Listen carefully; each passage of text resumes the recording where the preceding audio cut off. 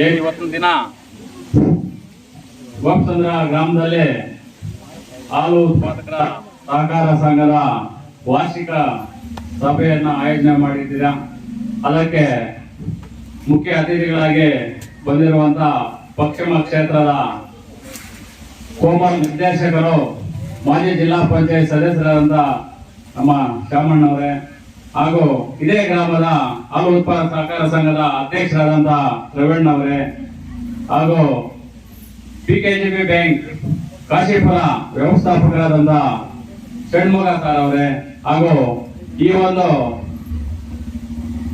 ಈ DM Komal DM ಆದಂತ ನಮ್ಮ ಕಿರಣ್ ಸರ್ ಅವರೇ, ಹಾಗೂ ವೇದಿಕೆ ಮೇಲೆ ಇರುವಂತ ಎಲ್ಲ ಹಿರಿಯರೇ ಹಾಗೂ ಮಾಧ್ಯಮದ ಮಿತ್ರರೇ ಮತ್ತು ಗ್ರಾಮಸ್ಥರೇ. ಏನು ಗೋಪಚಂದ್ರ ಗ್ರಾಮದಲ್ಲಿ ಬಹುಶಃ ಇಷ್ಟೊಂದು ಜನ ಸೇರಿರೋದೇ ಫಸ್ಟ್ ನಮ್ಗೆ ಖುಷಿ ಆಗ್ತಾ ಇದೆ. ಸುಮಾರು ಕಡೆ ನಾನು ನೋಡಿದ್ದೇನೆ, ಈ ವಾರ್ಷಿಕ ಸಭೆಗಳಲ್ಲೆಲ್ಲ 20 ಜನ 30 ಜನ ಅಷ್ಟೇ ಸೇರ್ತಾ ಇದ್ರು. ಆದ್ರೆ ನಿಮ್ಮನ್ನ ನೋಡಿದ್ರೆ ಗೊತ್ತಾಗ್ತಾ ಇದೆ ಈ ಊರಿನಲ್ಲಿ ಎಷ್ಟು ಒಗ್ಗಟ್ಟಿದೆ, ಈ ಸಂಘಕ್ಕೋಸ್ಕರ ಎಷ್ಟು ನೀವು ದುಡ್ಡಿದ್ದೀರ ಅನ್ನೋದು ಕೂಡ ಈ ಒಂದು ವೇದಿಕೆ ಮುಖಾಂತರ ಗೊತ್ತಾಗ್ತಾ ಇದೆ. ಗೋಪಚಂದ್ರ ಗ್ರಾಮದಲ್ಲಿ ಬಹುಶಃ ಅವಾಗಲೇ ನಮ್ಮ ಸೂಪರ್ವೈಸರ್ ಹೋಗ್ತಾ ಇದ್ರು, ಒಂದು ದಿನಕ್ಕೆ ನೋಡಿದ್ರೆ ಒಂದು 1000 ಲೀಟರ್ 1200 ಲೀಟರ್ ಅಂತ ನಮ್ಮ ರವೀಣ್ ಅವರು ಹೇಳಿದ್ರು. ಈ ಒಂದು ಗ್ರಾಮದಲ್ಲಿ 1000 ಲೀಟರ್ ಒಂದು ಉತ್ತಮವಾದಂತ ಒಂದು ಹಾಲನ್ನು ಶೇಖರಣೆ ಮಾಡಿ ನೀವು ಮಾಡಿರೋ ಲಾಭ ಕೂಡ ಎಷ್ಟೊಂದು ಗೊತ್ತಾಗಿದೆ. ಅದೆಲ್ಲ ಪ್ರೆಸಿಡೆಂಟ್ಗಲ್ಲ, ಡಿಎಂ ಅವ್ರಿಗಲ್ಲ, ಡೈರೆಕ್ಟರ್ಗಲ್ಲ, ನಿಮ್ಮ ಊರಿಗೆ ಅದು ಫಸ್ಟ್ ಆಫ್ ಆಲ್ ರೈತರೆಲ್ಲ ತಿಳ್ಕೊಂಡ್ರೆ ಇನ್ನ ಹೆಚ್ಚಿನ ಹಾಲನ್ನ ಉತ್ಪಾದನೆ ಮಾಡಿ ಊರಲ್ಲಿ ಇನ್ನ ಹೆಚ್ಚಿನ ಒಂದು ದುಡ್ಡನ್ನು ಉಳಿಸೋ ಒಂದು ಇದರಲ್ಲಿ ನಿಮ್ಗೆ ಅನುಕೂಲ ಆಗುತ್ತೆ ಮುಂದಿನ ದಿನಗಳಲ್ಲಿ ಅಂತ ಹೇಳಕ್ಕೆ ಇಷ್ಟಪಡ್ತೀನಿ. ಅದೇ ರೀತಿಯಾಗಿ ಈ ಒಂದು ಕಾಲದಲ್ಲಿ ಏನೇ ಒಂದು ಇದರಲ್ಲೂ ಕೂಡ ಲಾಭ ಬರ್ತಾ ಇಲ್ಲ ರೈತರಿಗೆ. ರೈತರ ಜೀವನಾಡಿಯಾಗಿ ಈ ಹಾಲು ಉತ್ಪಾದನೆ ಏನಿದೆ ಅದೊಂದೇ ಉಳಿದಿರೋದು. ಯಾವುದೇ ಒಂದು ಬೆಳೆ ಮಾಡಿದ್ರು ಕೂಡ ಸೂಕ್ತ ಟೈಮ್ಗೆ ರೇಟ್ ಸಿಗ್ತಾ ಇಲ್ಲ. ಇವಾಗ ಟೊಮಾಟೊ ಎಲ್ಲ ಮಾಡಿದ್ರೆ ಸೀಸನ್ ಅಲ್ಲಿ 0 ಆಗೋಯ್ತು. ಇವಾಗ ನಿನ್ನೆಯಿಂದ ಸ್ವಲ್ಪ ರೇಟ್ ಬರ್ತಾ ಇದೆ, ಎಲ್ಲಾ ರೈತರದ್ದು ಮುಗ್ದೋಗಿದೆ. ಆದ್ರಿಂದ ಗುಣಮಟ್ಟದ ಒಂದು ಹಾಲನ್ನು ನೀವು ಇನ್ನೂ ಹೆಚ್ಚಿಗೆ ಉತ್ಪಾದನೆ ಮಾಡಿ ಊರಲ್ಲಿ ಇನ್ನ ಹೆಚ್ಚಿನ ಒಂದು ಅಭಿವೃದ್ಧಿ ಮಾಡ್ಕೊಳ್ಳಕ್ಕೆ ಕೂಡ ನಾವು ಇದಾಗತ್ತೆ. ನೀವು ನೆಕ್ಸ್ಟ್ ಡೈರಿ ಬಿಲ್ಡಿಂಗ್ ಏನೇ ಆದ್ರೂ ಮಾಡ್ಕೋಬಹುದು. ಸುಮಾರು 20-30 ಲಕ್ಷ ಆದ್ರೆ ನಿಮ್ಮೂರೇ ಒಂದು ಬ್ಯಾಂಕ್ ಆಗುತ್ತೆ ನನ್ಗೆ ಗೊತ್ತಿರೋ ಪ್ರಕಾರ. ಅದನ್ನೆಲ್ಲ ಕೂಡ ನೀವು ಮುಂದೆ ಮಾಡ್ಕೊಂಡು ಹೋಗ್ಬೇಕಂತ ನಮ್ಮಲ್ಲಿ ಹೇಳ್ತಾ, ಅದೇ ರೀತಿಯಾಗಿ ನಮ್ಮ ಮ್ಯಾನೇಜರ್ ಸರ್ ಅವ್ರು ಹೇಳ್ತಾ ಇದ್ರು, ನಿಮ್ಮೂರಿಗೆ ಸುಮಾರು ಲೋನ್ ಕೊಟ್ಟಿದ್ದಾರಂತೆ ರೈತರಿಗೆ. ಬಹುಶಃ ಹಾಲಾಕೋ ರೈತರಿಗೆ ನೀವು ಎಷ್ಟು ಲೋನ್ ಕೊಟ್ಟರು ಕೂಡ ರಿಟರ್ನ್ ಕಟ್ತಾರೆ ಸರ್. ನೀವು ಹಿಂದೆ ಮುಂದೆ ನೋಡ್ತಿಲ್ಲ ಕೂಡ ನಾವು ಕೊಡ್ಬೇಕು ಅಂತ ನಾವು ಒಂದು ಕ್ಯೂ ಮಾತು ಹೇಳ್ತಾ ಇದ್ದೇವೆ. ಅದೇ ರೀತಿಯಾಗಿ ಇನ್ನ ಮುಂದಿನ ದಿನದಲ್ಲಿ ಇನ್ನ ಹೆಚ್ಚಿನ ಒಂದು ಹಾಲನ್ನ ಉಪಯೋಗ, ನೀವು ಗುಣಮಟ್ಟದ ಹಾಲನ್ನು ಉತ್ಪಾದನೆ ಮಾಡಿ ನೀವು ಡೈರಿಯನ್ನ ಇಂಪ್ಲಿಮೆಂಟ್ ಮಾಡ್ಬೇಕಂತ ತಮ್ಮಲ್ಲಿ ಹೇಳ್ತಾ, ಇನ್ನು ಮಿಕ್ಕಿದೆಲ್ಲ ನಮ್ಮ ಇವ್ರು ಮಾತಾಡ್ತಾರೆ. ಇಷ್ಟು ಅವಕಾಶ ಕೊಟ್ಟಿದ್ದಕ್ಕೆ ತಮ್ಮೆಲ್ಲರಿಗೂ ಒಂದ್ಸ ನಾನು ಮಾತನ್ನು ಮುಗಿಸ್ತಾ ಇದ್ದೇನೆ.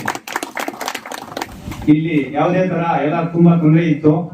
ನಾವು ಆಡಳಿತ ಬಂದ್ಮೇಲೆ ನಮ್ಗೆ ತುಂಬಾ ಐದು ಪ್ರೋತ್ಸಾಹ ಆಗ್ಬೋದು, ಅದರಲ್ಲೂ ಅವ್ಯವಹಾರ ಆಗಿತ್ತು, ಬಿಲ್ಡಿಂಗಲ್ಲಿ ಅವ್ಯವಹಾರ ಆಗಿತ್ತು, ಫುಲ್ ಎಲ್ಲ ಏನ್ ಬೇಕು ಅವ್ಯವಹಾರ ಆಗಿತ್ತು. ಆದ್ರೆ ನಾವು ಆಡಿಟ್ಟು ಇದು 2ನೇ ಸತಿ ಮಾಡಿಸ್ತಾ ಇರೋದು. ಮೊದಲನೇ ಮಾಡಿದ್ರು ಮಾಡಿದ ಲೆಕ್ಕಕ್ಕಿಲ್ಲ. ಕಾರಣ ಏನಂದ್ರೆ ಹಿಂದಿನ ಕಾರ್ಯದರ್ಶಿಯವರು ಯಾವುದೇ ದಾಖಲಾತಿ ಕೊಟ್ಟಿಲ್ಲ, ಅದಕ್ಕೆ AR ಪರ್ಮಿಷನ್ ಕೊಟ್ಟಿಲ್ಲ, ಸುಮಾರು ತೊಂದರೆಗಳಿತ್ತು. ನಾವು ಅವ್ರು ಸುಮಾರು ಸತಿ ನೋಟಿಸ್ ಕೊಟ್ಟಿದ್ದೀವಿ, ಅದಕ್ಕೆ ಯಾವುದೇ ತರ ಉತ್ತರನೂ ಕೊಟ್ಟಿಲ್ಲ ಅವರು. AR ಮಾರ್ಗದರ್ಶನದಂತೆ ನಾವು ಸುಮಾರು 5 ನೋಟಿಸ್ ಕೊಟ್ಟಿದ್ದೀವಿ. ಆಗ ನಾವು ಮತ್ತೆ ಕಾರ್ಯದರ್ಶಿಗೆ ಪರ್ಮಿಷನ್ ಬೇಕು ಅಂತ, ಚೆಕ್ ಪವರ್ ಬೇಕು ಅಂತ ಆಡಳಿತ ಕೊಟ್ಟಿದ್ರು. ಚೆಕ್ ಪವರ್ ಬೇಕು ಅಂತ ಕಾರ್ಯದರ್ಶಿ ಕೇಳಿದಾಗ, ನೀವು ಫೈನಲ್ ಆಗಿ ಕಾರ್ಯದರ್ಶಿಗೆ ಪವರ್ ಕೊಟ್ಟಿದ್ದೀನಿ, ಈಗ ಫೈನಲ್ ಆಗಿ ಒಂದು ನೋಟಿಸ್ ಕೊಡಿ ಅವ್ರಿಗೆ, ಏನಾದ್ರು ದಾಖಲಾತಿ ಕೊಟ್ಟಿದ್ರೆ ಸಂಪೂರ್ಣ ಜವಾಬ್ದಾರಿ ಅವ್ರದೇ ಆಗಿರುತ್ತೆ ಅಂತ ಹೇಳಿದ್ರು. 2024-25ರಲ್ಲಿ 4 ಲಕ್ಷ ಚಿಲ್ಲರೆ ಲಾಭ ಬಂದಿದೆ. ಆ ಲಾಭ ಕಾಸುಗಳು ನಮ್ಮ ಸಂಘದಲ್ಲಿ ಸದ್ಯಕ್ಕಿಲ್ಲ. ಮಾರ್ಚ್ 29 ಎಲೆಕ್ಷನ್ ಮುಗಿದ ತಕ್ಷಣ ಅದಕ್ಕೆ ಮೊದಲೇ ಸುಮಾರು 3-4 ಲಕ್ಷ 4 ಲಕ್ಷ ಡ್ರಾ ಮಾಡಿ ಹೋಗಿದ್ದಾರೆ. ಅದಕ್ಕೆ ಈಗಾಗಲೇ ಆಡಿಟರ್ಸ್ ಬಂದಿದೆ. 2024-25 ಆಡಿಟರ್ ಬಂದಿದೆ. ಇದಕ್ಕೆ ನಾನು ಹೇಳೋದೇನೆಂದ್ರೆ, 4 ಲಕ್ಷ ಲಾಭದಲ್ಲಿ ನಾವು ಈಗ ಬೋನಸ್ ಯಾವ ತರ ಕೊಡಕ್ಕಾಗುತ್ತೆ? ಆ ದುಡ್ಡೆಲ್ಲ ಜನರ ಮಧ್ಯೆ ಇದೆ, ಜನ ಎತ್ಕೊಂಡು ಹೋಗಿದ್ದಾರೆ, ಅವ್ರ ಹೆಸರು ಸಮೇತ ಈ ದಾಖಲಾತಿಗಿದೆ. ನಾವು 2024-25 ಬೋನಸ್ ಕೊಡ್ಬೇಕಂದ್ರೆ ಅವ್ರು ಕಟ್ಟಿದ್ರೆ ನಾವು ಕೊಡಕ್ಕಾಗೋದು. ನಾವು ಬಂದ್ಮೇಲೆ 25-26ನೇ ಸಾಲಿಂದು ಏನು ನಮ್ಮ ಅಧಿಕಾರಿ ಹೇಳಿದಾರೋ ಆ ಬೋನಸ್ ಕೊಡೋದು ನಾವು ರೆಡಿ ಇದೀವಿ, ಕೊಡ್ತೀವಿ ಮುಂದಿನ ದಿನಗಳಲ್ಲಿ. ನೀವು ಯಾವತ್ತು ಹೇಳಿದ್ರೆ ಅವತ್ತು ನಾವು ಬೋನಸ್ ಕೊಡೋಕೆ ರೆಡಿ ಇರ್ತೀವಿ. ಅದೇ ತರ ಹಿಂದಿನ ಅಧ್ಯಕ್ಷಕ್ಕೆ 1,62,200 ರೂಪಾಯಿ ಬಿಲ್ಡಿಂಗ್ ಬಾಕಿ ಇತ್ತು, ಅದನ್ನು ಕೂಡ ನಾವು ಈ ಸಭೆ ಮುಖಾಂತರ ಹೇಳ್ತಾ ಇದ್ದೀನಿ. ಅವ್ರದ್ದೇನೇ ಇದ್ರು ಈಗಾಗಲೇ 2-3 ಸಲ ಚರ್ಚೆನೂ ಮಾಡಿದ್ದೀವಿ. ಅವರು ತಗೊಳ್ತಾ ಇಲ್ಲ. ನೀವೆಲ್ಲ ಸದಸ್ಯರು ಸಹಕಾರ ಕೊಟ್ರೆ ನಾವು ಬಿಲ್ಡಿಂಗ್ ಅವ್ರಿಗೆ ಏನ್ ಬಾಕಿ ಇತ್ತು ಅದನ್ನು ಕೊಟ್ಟು ನಾವು ಮುಂದೆ ನಡೆಸೋಣಕ್ಕೆ ನಾವು ರೆಡಿ ಇದ್ದೀವಿ. ನಿಮ್ಗೆಲ್ಲ ಒಂದು ಸಮಸ್ಯೆ ಇತ್ತು, ಬಿಲ್ಡಿಂಗ್ ಸೇರೋದು ಕಟ್ಟೋದು ಅಂತ, ತಾಂತ್ರಿಕ ತೊಂದರೆಗಳಿಂದ ಇದನ್ನೆಲ್ಲ ಮಾಡಕ್ಕಾಗಿಲ್ಲ. ಈಗೆಲ್ಲ ಕ್ಲಿಯರ್ ಆಗಿದೆ, ಯಾವುದೇ ತೊಂದರೆಗಳಿಲ್ಲ. ನಮ್ಮ ಸದಸ್ಯರೆಲ್ಲರೂ ನೀವು ಒಂದು ಸಹಕಾರ ಕೊಟ್ಟಿದ್ದಾದಲ್ಲಿ ನಾವು ಮುಂದಿನ ದಿನಗಳಲ್ಲಿ ಈ ಡೈರಿಯನ್ನು ಅಭಿವೃದ್ಧಿ ಮಾಡೋದಲ್ಲದೆ ಪಾರದರ್ಶಕ ಆಡಳಿತ ಕೊಡ್ತೇವೆ ಅಂತ ಹೇಳ್ತಾ ಈ 2 ಮಾತು ಮಾತಾಡೋ ಅವಕಾಶ ಕೊಟ್ಟ ಎಲ್ರಿಗೂ ವಂದಿಸ್ತಾ ಮಾತು ಮುಗಿಸ್ತಾ ಇದ್ದೀನಿ. ಜೈ ಹಿಂದ್, ಜೈ ಕರ್ನಾಟಕ. ನನ್ನ ಹೆಸರು ಮುಖಾಂತರ ಕರ್ನಾಟಕ ಗ್ರಾಮೀಣ ಬ್ಯಾಂಕ್ ಮ್ಯಾನೇಜರ್, ಕಾಂಚೀಪುರ ಬ್ರಾಂಚ್. ಈ ಹಾಲಿಂದು ಏನಿದೆಯೋ ಎಲ್ಲ ನಮ್ಮ ಬ್ಯಾಂಕಲ್ಲೇ ವ್ಯವಹಾರ ನಡೀತಾ ಇದೆ. ಅದಕ್ಕೆ ನಾವು ಬಹಳ ಸಂತೋಷ ವ್ಯಕ್ತಪಡಿಸ್ತಾ ಇದ್ದೀವಿ. ಮತ್ತೆ ಇವರಿಗೆ ಕೃತಜ್ಞತೆನೂ ಹೇಳ್ತಾ ಇದ್ವಿ, ನಮಗೆ ಅವಕಾಶ ಕೊಟ್ಟಿದ್ದಕ್ಕೆ, ನಿಮಗೆ ಸರ್ವಿಸ್ ಕೊಡ್ತಾ ಇರೋದಕ್ಕೆ. ಮತ್ತೆ ಇಲ್ಲಿ ಎಲ್ಲರಿಗೂ ಇಲ್ಲಿ ಬಂದಿರೋ ಜನರಿಗೆ ನಾನು ಹೇಳೋದೇನೆಂದ್ರೆ, ಪ್ರತಿಯೊಬ್ಬರು ಫಸ್ಟ್ ಒಂದು ಅಕೌಂಟ್ ಮಾಡ್ಕೋಬೇಕು. ಅಕೌಂಟ್ ಇರಬೇಕು, ಯಾವುದೇ ಬ್ಯಾಂಕಲ್ಲಿ ಒಂದು ಅಕೌಂಟ್ ಇರಬೇಕು. ಈಗ ನಿಮ್ಮ ಈ ಸ್ಥಳೀಯ ಏನಿದೆಯೋ ನಮ್ಮ ಸ್ಥಳೀಯದು ನಮ್ಮ ಕರ್ನಾಟಕ ಗ್ರಾಮೀಣ ಕಾಂಚೀಪುರಕ್ಕೆ ಸೇರುತ್ತೆ ಈ ಸರ್ವಿಸ್ ಏರಿಯಾ. ಸೊ ಪ್ರತಿಯೊಬ್ಬರು ಒಂದು ಅಕೌಂಟ್ ಮಾಡ್ಕೊಂಡ್ರೆ ಅವರಿಗೆ ನಾವು ನಮ್ಮ ಕಡೆಯಿಂದ ಏನೋ ಸೌಲಭ್ಯಗಳನ್ನು ಕೊಡ್ತೀವೋ ಅದನ್ನು ಸ್ವಲ್ಪ ಡೀಟೇಲ್ ಆಗಿ ಹೇಳ್ತೀನಿ. ಫಸ್ಟ್ ಆಫ್ ಆಲ್ ಏನಂದ್ರೆ, ಗೌರ್ಮೆಂಟು ಪ್ರಧಾನಮಂತ್ರಿ ಜೀವನ್ ಜ್ಯೋತಿ ಬಿಮಾ ಯೋಜನೆ, ಮತ್ತೆ ಪ್ರಧಾನಮಂತ್ರಿ ಸುರಕ್ಷಾ ಬಿಮಾ ಯೋಜನೆ, ಮತ್ತೆ ಅಟಲ್ ಪೆನ್ಷನ್ ಯೋಜನೆ ಅಂತ 3 ಒಳ್ಳೆ ಸ್ಕೀಮ್ ಕೊಟ್ಟಿದೆ. ಅದು ಪ್ರತಿಯೊಬ್ಬರು ಉಪಯೋಗ ಮಾಡ್ತಾರೆ. ಯಾಕಂದ್ರೆ PMJJBY ಅಂದ್ರೆ 18ರಿಂದ 50 ವರ್ಷ ತನಕ ಅವ್ರಿಗೆ ಏನೇ ಆದ್ರೂ ಅವ್ರ ಕುಟುಂಬಕ್ಕೆ ಒಂದು 2 ಲಕ್ಷ ಸಿಗುತ್ತೆ. ಖಾಲಿ 436 ರೂಪಾಯಿನಿಂದ ಈ ಬೆನಿಫಿಟ್ ಸಿಗುತ್ತೆ. ಅದನ್ನು ಪ್ರತಿಯೊಬ್ಬರು ಅಕೌಂಟ್ ಇದ್ದವರು ಅದನ್ನು ಸದುಪಯೋಗ ಮಾಡ್ಕೋಬೇಕು. ಈಗ ಏನಂದ್ರೆ ಒಂದು ವೇಳೆ ಕುಟುಂಬಕ್ಕೆ 2 ಲಕ್ಷ ಅನ್ನೋದು ಬಹಳ ಅನುಕೂಲ ಆಗುತ್ತೆ. ಅದೇ ತರ ಇಲ್ಲಿ ಪ್ರಧಾನಮಂತ್ರಿ ಸುರಕ್ಷಾ ಬಿಮಾ ಯೋಜನೆ ಅಂತ ಇದೆ. ಖಾಲಿ 20 ರೂಪಾಯಿ, ವರ್ಷಕ್ಕೆ 20 ರೂಪಾಯಿ ಮಾತ್ರ ಕಟ್ಟೋದು. ಅದು 18ರಿಂದ 70 ವರ್ಷ ತನಕ ಇರುತ್ತೆ. ಅದೇನು ಆಕ್ಸಿಡೆಂಟ್ ಆದ್ರೆ ಮಾತ್ರ ಅವರಿಗೆ, ಆ ಕುಟುಂಬಕ್ಕೆ ನಾಮಿನಿ ಯಾರಂತ ಕೊಟ್ಟಿರ್ತಾರೋ ಅವರಿಗೆ 2 ಲಕ್ಷ ರೂಪಾಯಿ ಸಿಗುತ್ತೆ. ಇದನ್ನ ಎಲ್ಲರೂ ಉಪಯೋಗ ಮಾಡ್ಕೊಳ್ಳಿ. ಆಮೇಲೆ ಅದೇ ತರ ಇನ್ನೊಂದು ಅಟಲ್ ಪೆನ್ಷನ್ ಯೋಜನೆ ಅಂತ ಇದೆ. ಏನಂದ್ರೆ ಇದು ಅವ್ರಿಗೆ ಗೌರ್ಮೆಂಟ್ ಏನಂದ್ರೆ ಪೆನ್ಷನ್ ಯಾರಿಗೂ ಕೊಡಕ್ಕಾಗಲ್ಲ. ಸೊ ಆ ಉದ್ದೇಶಕ್ಕೆ 18ರಿಂದ 40 ವರ್ಷ ಇದ್ದವರು ಅವ್ರು 60 ವರ್ಷ ತನಕ ದುಡ್ಡು ಕಟ್ಟಿದ್ರೆ ಅವ್ರಿಗೆ 60ರಿಂದ ಪ್ರತಿ ತಿಂಗಳು ಪೆನ್ಷನ್ ಬರೋ ತರ ಮಾಡಿದೆ. ಸೊ ಇದನ್ನು ಒಳ್ಳೆ ಸ್ಕೀಮು, ಇದನ್ನು ಮಾಡ್ಕೊಳ್ಳಿ. ಈ ತರ ಮತ್ತೆ ಬ್ಯಾಂಕ್ನಿಂದ ಈಗ ಈ ಡೈರಿನ ಹಾಲು ಹಾಕ್ತಾ ಇದ್ದಾರೆ, ಅವ್ರಿಗೆಲ್ಲ ನಾವು ಅನಿಮಲ್ ಹಸ್ಬೆಂಡ್ರಿ ಅಂತ ಲೋನ್ ಕೊಡ್ತಾ ಇದೀವಿ. ಅದನ್ನ ಆಲ್ರೆಡಿ ತಗೊಳ್ತಾ ಇದ್ದಾರೆ ಜನ. ಉಳಿದಿದ್ದವ್ರು ಯಾರು ತಗೊಂಡಿಲ್ವೋ ಅವರು ತಗೊಳ್ಳಿ. ಒಳ್ಳೆಯದಾಗಿ ಹಾಲನ್ನ ಚೆನ್ನಾಗಿ ಹಾಕಿ, ಮತ್ತೆ ನೀವು ಎಲ್ಲರೂ ಚೆನ್ನಾಗಿ ಇದು ಮಾಡಿದ್ರೆ ಮಾತ್ರ ಈ ಸಂಘ ಒಂದು ಬೆಳೀತದೆ. ಅದೇ ತರ ನಮ್ಮ ಜಿಲ್ಲೆ ಮತ್ತೆ ನಮ್ಮ ದೇಶ ಎಲ್ಲ ಅಭಿವೃದ್ಧಿ ಆಗ್ಬೇಕಂದ್ರೆ ಎಲ್ಲರೂ ಒಟ್ಟುಗೂಡಿ ಕೆಲಸ ಮಾಡಿ ನಾವು ಎಲ್ಲರೂ ಮುಂದಕ್ಕೆ ತರಬೇಕು ಅಂತೇಳಿ ನಾನು ಇದು ಮಾಡ್ತಾ ಇದ್ದೀನಿ. ಮತ್ತೆ ನಮ್ಗೆ ಈ ಅವಕಾಶ ಕೊಟ್ಟಿದ್ದಕ್ಕೆ ಇಲ್ಲಿ ನಮ್ಮ ಹಾಲಿನವರಿಗೆ ಮತ್ತೆ ನಮ್ಮ ಮುಖ್ಯ ಅತಿಥಿಯಾಗಿ ಕರೆದಿದ್ದಕ್ಕೆ ಬಹಳ ಧನ್ಯವಾದಗಳು ಹೇಳ್ತಾ ಇದ್ದೀನಿ. Thank you. పచ్చని పచ్చక మీద ముచ్చిటిగా మాట్లాడతావు పిచ్చుకువ. పచ్చని పచ్చక మీద ముచ్చిటిగా పిచ్చుక వాలి మచ్చిగా చేసి పొట్టున పోవగా పుర్రని పోయే మిద్ది మీద కూర్చొని నడుస్తుంది. రైతులకు చిక్కలు ఇది. దీని అర్థం మీకు అందరికీ గంభీరంగా అర్థమైంటుంది, ಅರ್ಥಗಂಭೀರವಾಗಿ ఉంటుంది. ಡೈರೆಕ್ಟರ್ಲು ಏನಿದೆ ಯಾರೇ ಆಗಿರಲಿ ಅವ್ರು ಕ್ವಶನ್ ಮಾಡ್ತಾರೆ. ಸೆಕ್ರೆಟರಿಲಿ ಯಾರೇ ಆಗಿರಲಿ ಸೆಕ್ರೆಟರಿ ಕ್ವಶನ್ ಮಾಡ್ತಾರೆ. సెక్రటరీ క్వశ్చన్ ಮಾಡ್ತಕ್ಕಂಥವ್ರು ರೈತರು ಕ್ವಶನ್ ಮಾಡ್ತಾರೆ.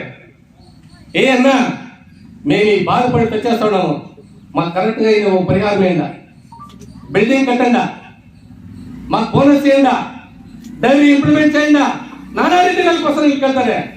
ಆದರೆ ಕೇಳಂತ ಸಂದರ್ಭಗಳಲ್ಲಿ ಪುರಂದ್ ಹೋಗ್ಬಿಟ್ಟು ಮಳೆ ಮೇಲೆ ಕುತ್ಕೊಂಡ್ಬಿಟ್ರೆ ಯಾರು ಕೈಸ್ತಾ ಇದು? ಆವಾಗ ಈ ರೈತಂಗ ರೋಷ ಬರ್ತದೆ.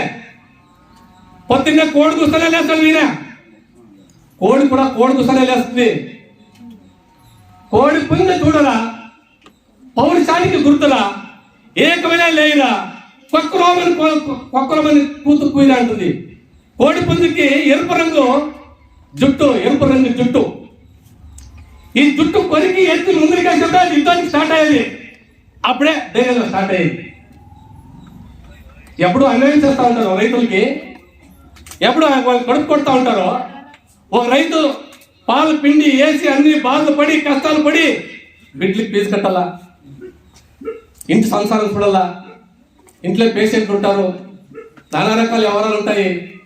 పాపం అన్ని సంబంధించుకుపోయి దీనికి వాన పోయా, వర్షం పోయా, ఏడ చూసిన చెరువులు ఎండుతా ఉన్నాయి. బోర్లలో నీళ్ళు ఇన్నూరు అడిగి పోయినా కూడా ఇప్పుడు బోర్లో నీళ్ళు రైతు బాధపడతాడు పాపం. ఆ బాధకు శ్రమంగా కనిష్టము ఆవుకి బోర్లో నీళ్ళు లేవు, మేసికెళ్దు, భూసత్తే వల్ల, గాని పిండి వల్ల అన్ని రీతిలో బాధపడి కష్టపడి చేసింది. ఉదయం దోచుకపోయి ఇందులో పెట్టుకొని జనతా శైలి ఎంత మాత్రం సరైనది నేను క్వశ్చన్ మార్చేస్తానంటే కర్ణాటక రాజ్యದಲ್ಲಿ ಒಂದೂರಲ್ಲ ಎರಡೂರಲ್ಲ ಒಗೂರು కాదు 2 ఊర్లు కాదు ప్రెసిడెంట్ కాదు సెక్రటరీ కాదు డైరెక్టర్ కాదు అన్ని కాదు ఏం ఇంప్లిమెంట్ అవుతా ఉంది, ఎక్కడ ఇంప్లిమెంట్ అవుతా ఉంది, ఎక్కడ పోతా ఉంది సమాజము, ఎక్కడ పోతా ఉంది ఊరు. రాజకీయాలు పక్కన పెట్టాల, ಯಾವುದೇ ಪಕ್ಷಗಳನ್ನು ಪಕ್ಕಕ್ಕಿಟ್ಟು ನಮ್ಮ ಊರು ಡೆವಲಪ್ಮೆಂಟ್, ನಮ್ಮ ಡೈರೆಕ್ಟರ್ ನಮ್ಮೂರವರೇ, ನಮ್ಮ ಸೆಕ್ರೆಟರಿ ನಮ್ಮೂರವರೇ, ನಮ್ಮ ಅಧ್ಯಕ್ಷರು ನಮ್ಮೂರವರೇ, ಆಲಾಕವ್ರು ನಮ್ಮೂರವರೇ, ಎಲ್ಲರೂ ನಮ್ಮೂರವರೇ. ಆದ್ರೆ ಎಲ್ಲಿ ಹೋಗ್ತಾ ಇದೆ ಸಮಾಜ? ఎవరు దోచుకుంటున్నారు? ఈ దోచుకునే దీనికి దయపెట్టి ఎవరు కాలావకాశం చేయకుండా మన శామ్యగొన్నోళ్ళు అధ్యక్షతಯಲ್ಲಿ ఈ పొద్దు సుమారు జనం రైతులు బాధపడుతూ ఉన్నారు. ఎక్కడ చూసినా కష్టమే. అన్నా మేలుకో ఈ తింగా యూత్ కన్నా మేలుకొని మన డైరీ ఇంప్లిమెంట్ కావాలా, మన ఊరు ఇంప్లిమెంట్ కావాలా, మన దేవస్థానం ఇంప్లిమెంట్ కావాలా, మన బిడ్డ బాగా కావాలా, మన బిడ్డలు ఫీజు కట్టాలా, మన బిడ్డ చదవాలా, వాళ్ళని ముందుకు చేర్చాలా, మన బిల్లు బాగా రావాలా, మనం పాలు కూడా కరెక్ట్ చేయాలా. పాలు కూడా మనం కరెక్ట్ గా డిగ్రీ వచ్చాకంట.